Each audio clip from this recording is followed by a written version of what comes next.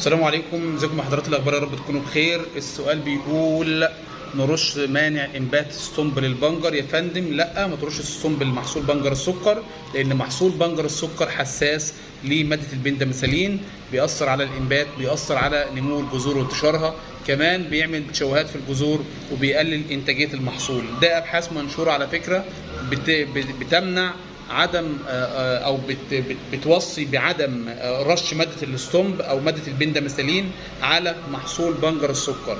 ناس كتير بترش الماده دي على محصول بنجر السكر، فرجاء يا ساده بلاش رش ماده الاستومب او ماده البنداميثالين بجميع بقى مشتقاتها وجميع المركبات اللي موجوده في السوق بدون يعني ذكر مركبات اكتر من كده. بلاش نرش الصنب لمحصول بنجر السكر. ماده البنداميثالين كلها البنجر حساس لها جدا، الحساسيه بتاعته عاليه للماده ديت، وبالتالي بيأثر على الانتاجيه.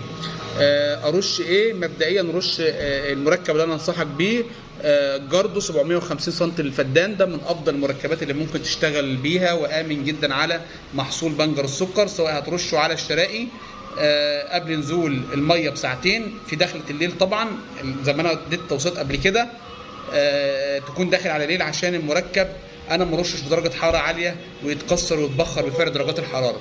لو انا الحبايه بتاعتي او البذور بتاعتي باينه، يفضل ان انا اروي وارش بعد الري ب 48 ساعه، ده بيكون اثبت للمبيد كمان، وبرضه اكون داخل على الليل. في نهايه الفيديو بشكر حضراتكم على حسن الاستماع، ويا ريت حضراتكم تعملوا لنا اشتراك في القناه وتفعيل زر الجرس، وان شاء الله نقابلكم في حلقات ثانيه، والسلام عليكم ورحمه الله وبركاته.